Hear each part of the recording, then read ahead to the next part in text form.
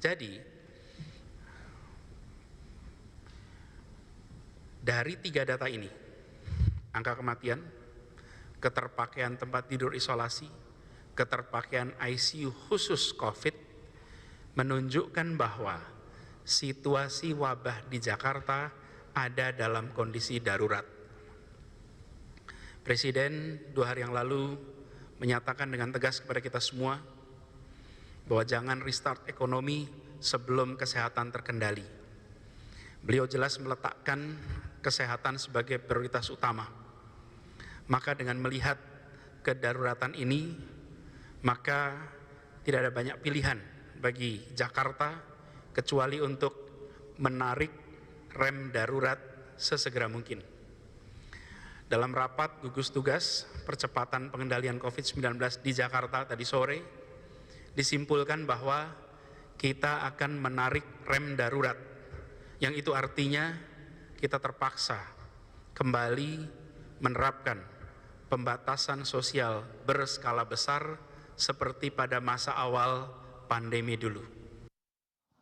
A'udzubillahi minasyaitonirrajim. Bismillahirrahmanirrahim. Assalamualaikum warahmatullahi wabarakatuh. Waalaikumsalam warahmatullahi wabarakatuh. Jamaah, oh jamaah, Alhamdulillah. Alhamdulillahirabbil alamin. Allahumma sholli ala sayidina Muhammad wa ala ali sayidina Muhammad. Dan hari ini ya untuk warga Jakarta per hari Senin ini subhanallah kita harus kembali merasakan PSBB. Ya tapi apapun keputusannya kita harus tetap husnuzon. Pasti setiap keputusan ada hikmah di baliknya. Amin amin ya rabbal alamin. Nah tapi kalau udah ngomongin ini nih PSBB nih jamaah yang ada di rumah, mungkin kita juga sama nih semua nih ya. Ustazah Lulung, Ustadz Maulana, Ustadz Syam. Dan saya pastinya pasti agak sedikit pusing ini sebenarnya kalau saya ini. Karena kebetulan kegiatan kita ini banyak yang di luar juga. Nah kalau PSBB begini kan berarti kan ada sedikit ya agak sulit untuk, mungkin kalau rezeki Allah udah pasti atur semuanya. Tapi kita ikhtiarnya agak susah gitu loh jalannya. Mencari nafkah dan lain-lain. Terutama nih hari ini nih, makanya untuk semuanya biar tenang juga ya. Kita bahas tentang tema yang luar biasa, yang tidak seperti biasanya. Temanya adalah PSBB lagi atau pembatasan sosial bikin baper lagi. Aduh. Jadi yang baper ini siapa Bun? Ya kita-kita. Iya.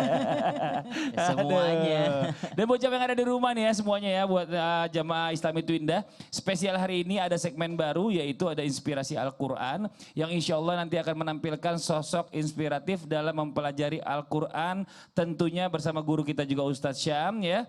Dan juga nanti di segmen 2 akan hadir kembali nih. Ada segmen Tanya Dong Ustadz. Nah jadi buat jamaah Tanya Dong Ustadz. Nah, jadi semua jamaah yang mau bertanya langsung tulis aja di kolom komentar media sosial Islami Twindah ya. Yang di sini nih ya, di bawah ini nanti dikirim pertanyaannya, insya Allah nanti akan dijawab oleh para guru-guru kita. Nah sekarang kita coba bahas satu persatu tentang tema kita pagi hari ini, PSBB lagi. Nah kalau udah bicara PSBB yang bikin sebagian orang ini baper. Baper terutama para kepala keluarga termasuk saya yang harus mencari nafkah kembali terbatas. Dan berbagai sikap dan respon pasti muncul. Nah sebenarnya dalam Islam seperti apa sih cara menanamkan dan meyakinkan dalam diri ini? Karena memang kalau ngomong kadang gampang, prakteknya susah mas gitu ya kan. Nah ya meyakinkan nih sebenarnya dalam Islam ini menanamkan, meyakinkan dalam diri, terutama meyakinkan keluarga khususnya bagi kepala keluarga untuk berbaik sangka. Agar percaya akan rezeki yang Allah berikan ini. Kalau udah urusan perut ini kadang-kadang memang kita tuh nggak bisa nggak bisa konsen, bahkan ada sebagian orang gelap mata, apapun dilakukan yang penting dapat rezeki. Nah ya, rezekinya tapi nggak halal, nauzubillah min zalik. Bagaimana penjelasan Bunda nih dari cewek-cewek, harus ada pengertian juga nih, silakan Bun penjelasannya. Kebanyakan cewek yang cerewet soalnya. Terima kasih, mohon izin guru-guru. Assalamualaikum warahmatullahi wabarakatuh. Waalaikumsalam warahmatullahi wabarakatuh. Jamaah. Yeay. Oh jamaah. Yeay. Alhamdulillah. Lillah. Alhamdulillahirabbil alamin wassalatu wassalamu ala nabiyina Muhammadin wa ala alihi washabihi ajmain amma ba'du. Alhamdulillah hari ini kita masih diberikan keberkahan kesehatan, mudah-mudahan diberikan keberkahan iman. Karena yang namanya keyakinan ini nggak akan muncul tanpa adanya ilmu. Jadi kalau orang itu menuntut ilmu aja masih kurang yakin, bagaimana yang kagak nuntut ilmu? Bagaimana yang kagak taklim? Jadi kalau kita ngomong PSBB seperti sekarang ini, biasanya yang khawatir gak cuma kepala keluarga, semua isi rumah. Karena apa? Berkaitan ketika kepala keluarga misalnya tumbang, otomatis istri sedih, otomatis anak-anak juga mulai yang namanya baper juga. Jadi kalau kita ngomongin masalah hal seperti ini kita semua kena. Jadi mudah-mudahan dengan bapernya kita ini semoga bapernya adalah baper positif. Apa tuh baper positif? Berdoa kepada Allah dengan baper, bawa perasaan banget. Biar khusyuk. Jangan untuk menguatkan keyakinan kita, kuatkan tauhid kita pemirsa. Ya, kenapa kita ngomong gini? Karena yang namanya keimanan kita itu memang tadi Kak Fadil udah bilang rezeki udah pasti ada. Ikhtiarnya ini yang rempong. Karena tadinya kita keluar misalnya dengan ada di dalam, nggak semua orang bisa yang namanya mencari rezeki dengan cara apa namanya online. Jadi dalam salah satu hadis Nabi, kuatkan tauhid. Jangan sampai gara-gara perut ya, gara-gara semuanya akal pikiran jadi gelap, akhirnya jadi gelap mata. Dalam hadis nyatakan dari Abi Hurairah radhiyallahu anhu. Ana agna syuraka anis syirki. Aku kata Allah, aku lebih kaya daripada orang-orang berbuat musyrik. Kenapa? Kadang kita terlontar ke musyrikan. Kalau begini caranya gue makan dari mana? Gimana dong mas? Mas aja jadi gak keluar, gak bekerja, begini-begini. Padahal Allah bilang ana agna syuraka anis syirki. Aku sangat lebih kaya daripada orang-orang berbuat musyrik. Karena apa? Mana amila amalan ya. Barang siapa yang beramal suatu amalan di dalamnya asroka fihi mempersekutukan aku. Maka Allah bilang apa? Taraktuhu wa syirkahu. Aku tinggalkan orang-orang itu. Aku tinggalkan dengan kemusyrikannya itu. Jadi yuk kita dekat diri kepada Allah. Karena apa? Mengapa hati kita masih gaduh? Karena kita tidak pernah menjadikan Allah tempat berlabuh. Jadi jangan sampai jatuh musyrik karena Allah sangat maha kaya. Allahumma ya goniyu ya hamid. Allah yang maha kaya memberikan kekayaan pada kita. Tapi usaha kudu maksimal. Kadang-kadang nih Kak maaf nih. Kemarin orang yang bekerja mungkin karena PSBB jadi dirumahkan itu gak terlalu kelihatan nganggurnya. Kenapa? Kemarin dia kerja. Yang paling gak enak nih emang dari awalnya nganggur. Sekarang kemudian ada PSBB ada dirumahkan. Yang nganggur-nganggur mah girang aja. Kenapa? Nganggurnya gak kelihatan. Wah gak kelihatannya gue nganggurnya. Padahal memang dia dari awal misalnya benar-benar malas bekerja. Nauzubillahimin. Jadi kita lihat di sini Allah juga ngeliat usaha kita. Kalau emang kita berusaha masa iya sih gak ada hasil dari Allah Subhanahu Wa Taala.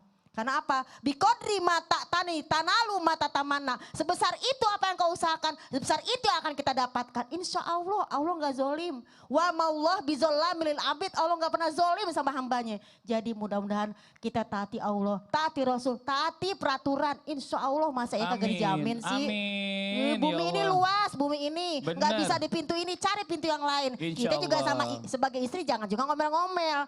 Ntar udah suami mah sedih, Bener. akhirnya dia pikirannya jadi ketutup. Nggak ada solusi juga Nggak ada solusinya akhirnya. kalau ngomel nih, doang gitu. saya punya ini juga nih buat jamaah nih. Ada meme ya singkatan dari PSBB nih. Coba kita lihat sama-sama nih ya. Ada mana gambarnya nih.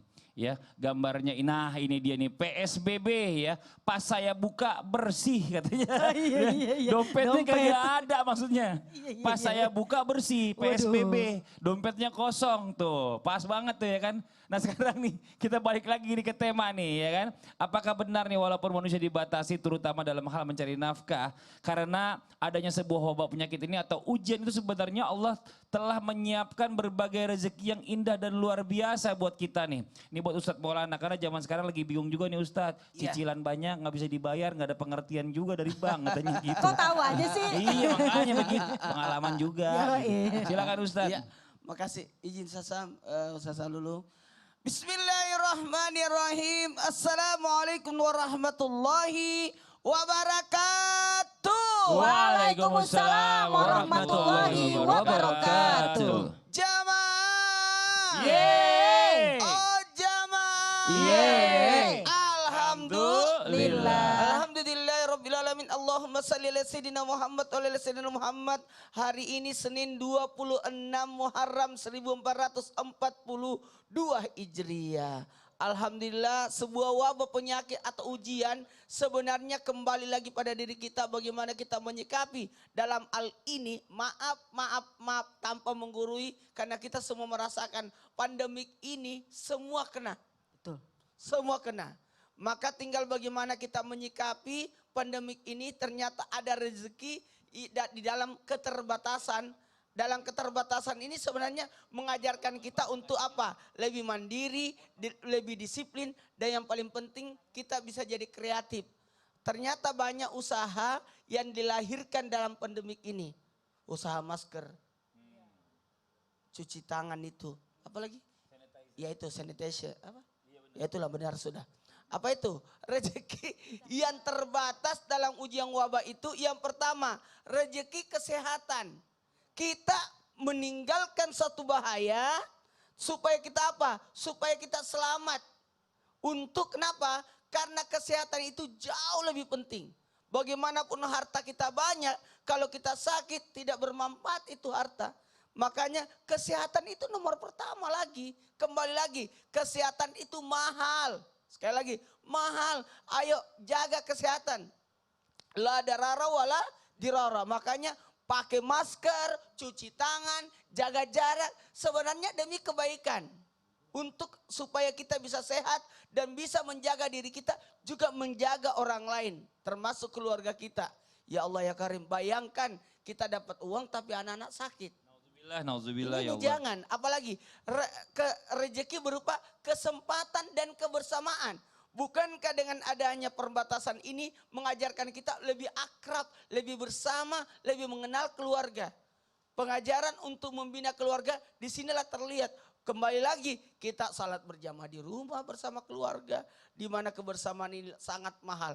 Kadangkala anak-anak ini rindu dengan kebersamaan kita. Alhamdulillah orang tuaku ada di rumah lagi. Biasanya kan jarang ada di rumah. Sekarang sering di rumah. Sering di rumah. Sering banget. Apalagi Sering. sikap kita yang terbaik yang harus dihadirkan ketika musibah datang dengan cara apa? Menguatkan ketakwaan kita, menguatkan keimanan kita, meningkatkan amal ibadah kita. Bukan berarti kita makin terbasuh. Insya Allah makin banyak bacaan Quran, makin banyak kitab-kitab buku-buku yang kita bisa baca. Dengan adanya pandemi ini berarti ilmu kita makin ditambahkan. Ilmunya makin diamalkan. Dengan adanya pandemi ini berarti bisa mempraktekkan kebaikan-kebaikan yang biasanya susah kita lakukan karena dibalik kesibukan kita. Kali ini kita bisa melakukannya dengan baik. Inilah yang mengajarkan kita untuk bisa apa? Cari rezeki yang lain. Mungkin tertutup di sisi ini, tapi di sisi yang lain kita mengambil rezeki yang lain juga. Apa? Mohon maaf, adanya kebersamaan, kekuatan iman, amal ibadah yang makin ditingkatkan. Makanya jangan pernah bersangka karena Allah tidak mungkin menzalimi hambanya. Orang beriman, kembali lagi diingatkan, orang beriman itu senantiasa mengambil hikmah di balik segala ujian. Masya Allah. Nah, ini yang penting, mohon maaf tanpa menggurui, hanya sekedar mengingatkan kepada kita supaya kita tetap berbaik sangka karena kedekatan diri kita kepada Allah, Ya. keimanan kita bertambah dengan adanya pandemi. Masya Ini Allah. merupakan ujian, berarti kalau ujian berarti akan meningkatkan keimanan. Benar. Tapi ini ya mungkin buat adik-adik di rumah nih, Ya. terutama remaja ya umur belasan tahun sampai 19 tahun ini ternyata COVID ini justru meningkat di umur-umur segitu karena merasa aman bergaul dengan teman. Pokoknya gini, intinya adalah kita nggak bisa percaya dengan segala teman kita nih. Mungkin Iya. Ustadz Maulana, Ustadz Zailulung yang percaya sama saya juga nggak bisa percaya sama yang lain. Karena kita nggak pernah tahu salah satu di antara kita ini adalah penyebarnya gitu loh. Nah ini buat jamaah yang ada di rumah Karena ya. ada yang tidak tanpa apa? OTG. Tanpa Orang Iya, gejala. tanpa gejala. Nah sekarang nih kita coba lanjut lagi buat jamaah yang ada di rumah. Langsung aja kita masuk ke segmen baru yang ditunggu-tunggu. Yaitu adalah Inspirasi Al-Quran. Yang penasaran langsung aja yuk kita lihat sama-sama bersama guru kita Ustadz Syam. Silakan Ustadz Syam, mohon izin waktunya. Terima kasih banyak Mas Fadli, guru-guru kami yang dimuliakan Allah Subhanahu wa taala, Ustaz Zalulung, Ustaz Maulana dan seluruh guru kami yang sedang menyaksikan Islam itu Indah. Di samping kami sudah berada guru kami juga, Masya Allah, sahabat kami, teman kami, Ustadz Salahuddin. Ustadz Salahuddin apa kabar? Assalamualaikum. Waalaikumsalam warahmatullahi wabarakatuh. Masya Allah. Kenapa Ustadz Salahuddin berdiri di samping kami? Karena sekarang ada segmen baru di Islam itu Indah. Namanya Inspirasi Al-Quran. Jadi insya Allah Al-Quran memang benar-benar menginspirasi kita semua. Bagaimana tidak? Allah katakan dalam Al-Quran. وَلَقَدْ يَسَّرْنَا الْقُرْآنَ لِلذِّكْرِ فَهَلْ مِن مُدَّكِرٍ. Sungguh kami telah memudahkan Al-Quran bagi kalian. Kenapa kalian tidak mau mempelajarinya, tidak mau menghafalkannya? Karena ternyata di samping kami ini Ustadz Salahuddin seorang hafil 30 juz. Benar ya Ustadz ya? Insyaallah. Masya Allah. Sejak umur berapa menghafal Al-Quran? Sejak umur sekitar 12 tahun. Umur 12 tahun. Kalau kita mungkin berpikir kita nih waktu menghafal Al-Quran, Syam waktu menghafal Al-Quran, semakin sering Syam melihat Al-Quran, semakin sering Syam membuka Al-Quran, membacanya, maka semakin gampang untuk dihafal. Dengan seperti Ustadz Salahuddin, dengan keadaan seperti Ustadz Salah yang mungkin dari Ustadz, maaf nih, tunanetra sejak lahir atau bagaimana Ustadz? Ya, sejak lahir. Sejak lahir, bagaimana Ustadz Salahuddin menghafal Al-Quran? Ya, jadi menghafal Al-Quran saya itu biasanya menggunakan huruf braille. Huruf Braille. Huruf braille itu huruf yang diperuntukkan khusus untuk tunanetra. Jadi bacanya dengan cara diraba. Diraba, Diraba, Masya Allah. Jadi sering banget meraba huruf-huruf Al-Quran gitu ya. Betul. Ada teknik sendiri. Mungkin dengan pendengaran juga? Ya, salah satunya itu dibantu dengan audio juga. Oh Masya Allah. Mungkin ada jamaah yang mengatakan begini. Allah itu tidak adil sebenarnya. Ada orang yang dilapangkan rezekinya, ada pula orang yang tidak dilapangkan rezekinya. Ada orang yang diberikan 2 kaki, ada orang yang tidak bisa berjalan. Mungkin ada yang mengatakan ada orang yang dikasih penglihatan, ada orang yang tidak dikasih penglihatan. Lalu mengatakan sungguh Allah tidak adil. Ternyata ada ayatnya di dalam Al-Quran. Bisa dibacakan Ustadz Salah. أعوذ بالله من الشيطان الرجيم بسم الله الرحمن الرحيم ولا تقف ما ليس لك به علم إن السمع والبصر والفؤاد كل أولئك كان عنه مسؤولا.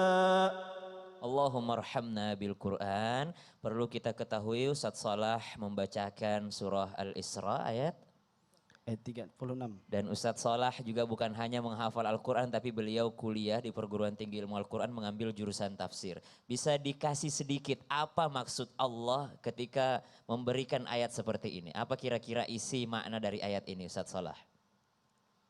Ya, jadi bahwasanya semua pendengaran, penglihatan dan ya hati akan dipertanggungjawabkan kelak di hadapan Allah Subhanahu wa taala. Masya Allah. Jadi bagi kita yang diberikan Allah Subhanahu wa taala kekuatan, pendengaran, penglihatan dan hati, kullu ulaika kana anhu mas'ula. Bukan saatnya untuk kita mengeluh. Kenapa rezeki saya berbeda dengan rezeki orang lain? Yang harus kita pikirkan adalah kenapa usaha saya tidak segiat usaha orang lain. Bahkan manusia atau orang seperti Ustadz Salah yang tidak bisa melihat Al-Quran, huruf-huruf Al-Quran. Beliau mampu menghafalkannya. Jangan kita bandingkan rezeki kita dengan orang lain dan dengan mengatakan kenapa kekayaan saya berbeda dengan kekayaan dia ya Allah. Padahal Allah Subhanahu wa taala memberikan kita modal yang sama dengan orang lain. Allah memberikan kita akal fikiran. Kenapa kita tidak bisa seperti orang lain mencari rezekinya? Memang Allah dalam ayat 30 surah Al-Isra mengatakan, Innallaha yabsutur rizqa liman yasha'u wa yaqdir. Sometimes Allah Subhanahu wa taala memberikan meluaskan rezeki, tapi sometimes Allah Subhanahu wa taala menunjukkan kuasanya dalam qadar wa yaqdir, dalam membatasi rezeki seseorang. Bukan saatnya untuk mengeluh, tapi saatnya kita untuk bangkit melihat usaha orang lain. Kalau dia bisa, kenapa saya tidak bisa juga untuk melakukannya? Terima kasih banyak Ustadz Salah yang dimuliakan Allah Subhanahu wa taala. Lalu ada pertanyaan lagi, apakah benar ada sosok yang Allah ceritakan di dalam dalam Al-Quran yang kena PSBB juga, atau kena lockdown juga, atau dikarantina juga sama Allah. Ternyata sejarah itu berulang. PSBB, lockdown, dan karantina bukan hanya terjadi di 2020. Di dalam Al-Quran sudah diceritakan dan ada kisahnya. Di mana itu? Insya Allah sesaat lagi hanya di Islam itu Indah. Jamaah, oh jamaah, alhamdulillah.